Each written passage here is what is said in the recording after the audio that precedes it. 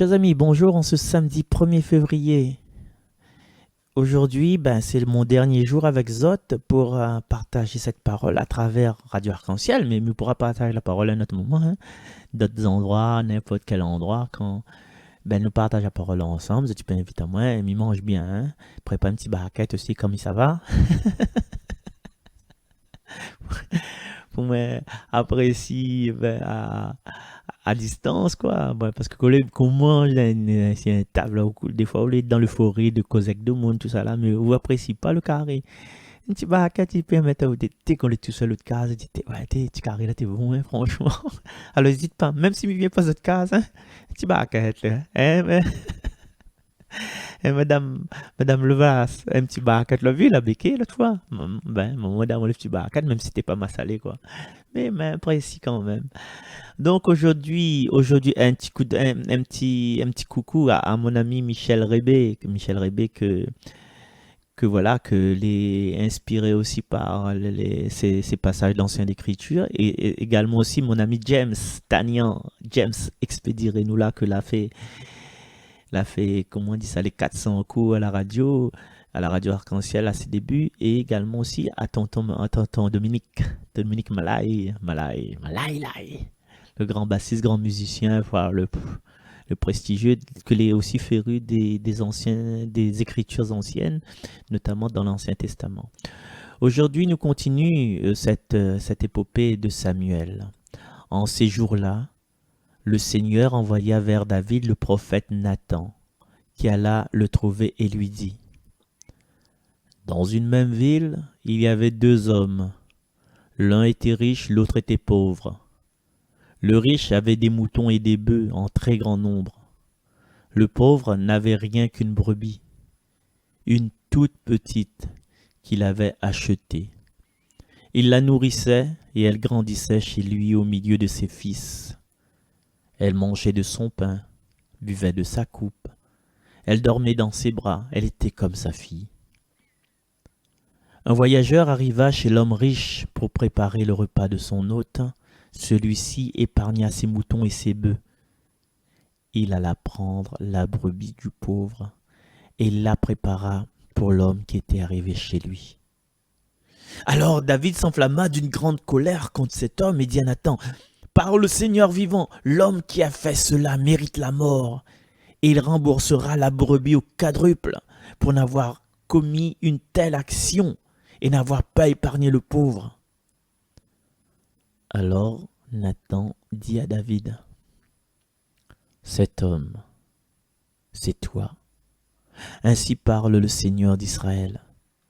Désormais, l'épée ne s'écartera plus jamais de ta maison, parce que tu m'as méprisé et que tu as pris la femme d'Orias le Hittite pour qu'elle devienne ta femme. Ainsi parle le Seigneur: de ta propre maison, je ferai surgir contre toi le malheur. Je t'enlèverai tes femmes sous tes yeux, et je les donnerai à l'un de tes proches, qui les pendra sous les yeux du soleil. Toi, tu as agi en cachette, mais moi, j'agirai à la face de tout Israël et à la face du soleil. David dit à Nathan: J'ai péché contre le Seigneur. Nathan lui répondit: Le Seigneur a passé sur ton péché, tu ne mourras pas. Cependant, parce que tu as bafoué le Seigneur, le fils que tu viens d'avoir mourra. Et Nathan retourna chez lui. Le Seigneur frappa l'enfant que la femme d'Orias avait donné à David, et il tomba gravement malade. David implora Dieu pour le petit enfant. Il jeûna strictement, et quand il rentrait chez lui, il passait la nuit couché par terre. Les anciens de sa maison insistaient auprès de lui pour qu'il se relève, mais il refusa et ne prit avec eux aucune nourriture. Parole du Seigneur.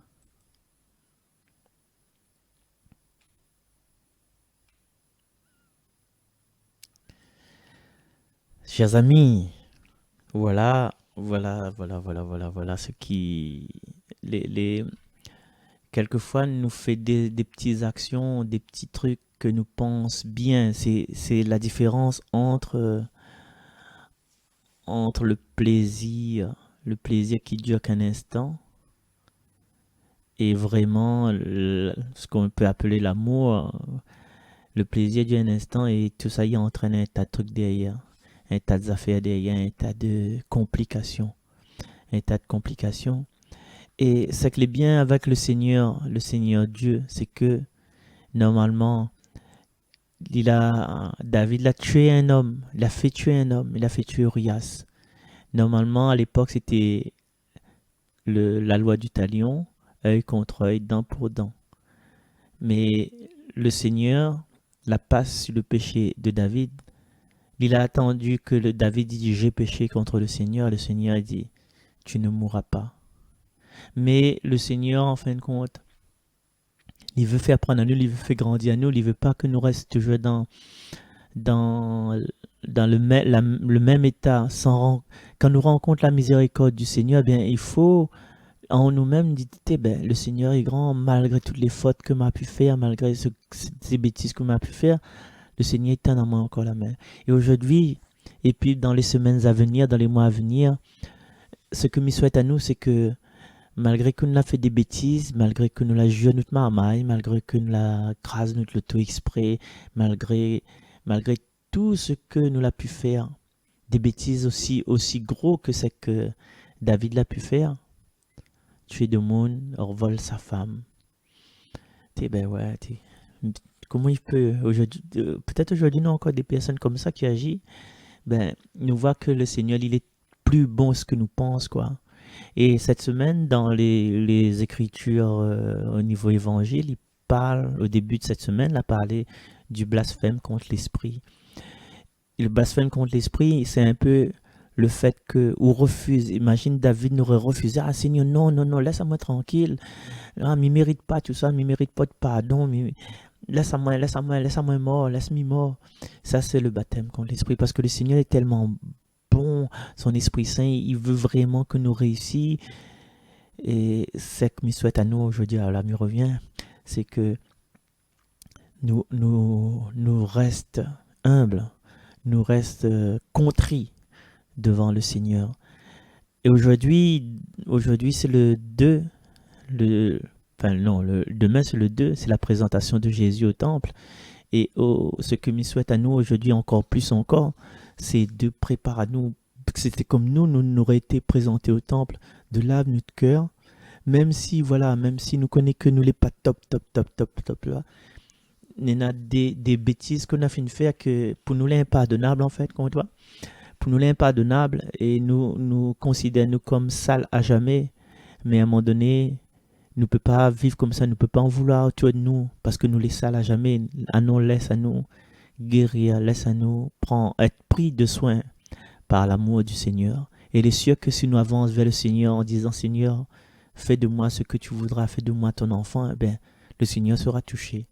Donc, pour toutes les personnes que les dans un certain détresse aujourd'hui, les dans un certain malédiction des autres même, quand tu regardes les autres de miroir, les autres la honte, ben, ce que m'y souhaite à nous, parce que moi, c'est un peu comme ça, quoi.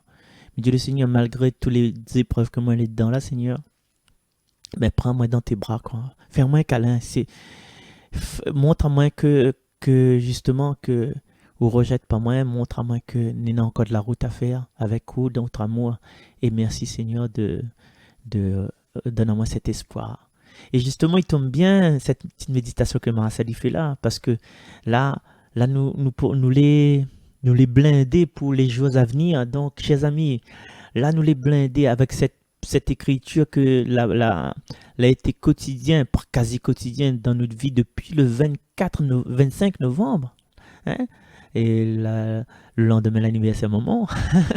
Depuis le 25 novembre ben, jusqu'à aujourd'hui le 1er février, la veille de la présentation du Seigneur, ben, la boucle est bouclée, les Écritures les rentrées dans notre vie. Et si nous voulons encore les Écritures, ma fille, prends ton cahier, prends ton livre, allez sur AELF. Et même il conseille à autres aussi, ben, d'applications, arrête Instagram et comment on appelle ça, Snapchat, Facebook, tout ça là là.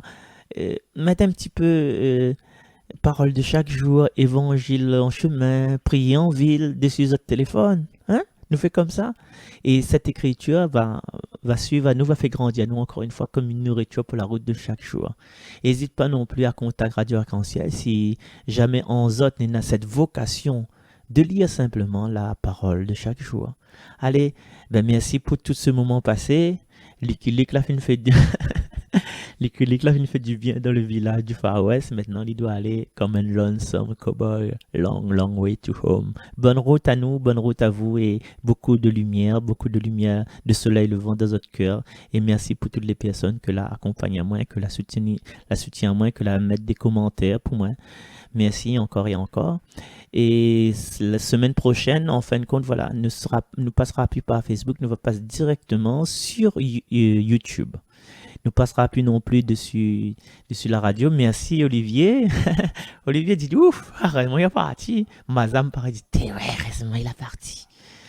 Parlons plus de Didier. Didier me dit pas que ça est dit. Donc voilà, et merci le Père Jean-Marie, le Père Jean-Denis. Père Jean-Marie, merci pour ces inspirations. Le Père Jean-Denis, merci d'avoir fait confiance en moi pour cette séquence. Tu te rappelles quand ça m'avait dit ça? Nous pas tu fait un compte avec Christophe Langros, me rappelle. Si on rappelle où ta médiathèque va la possession, comme la condition de deux fous et bye. Voilà, c'est à ce moment-là que nous avons pris cette décision-là.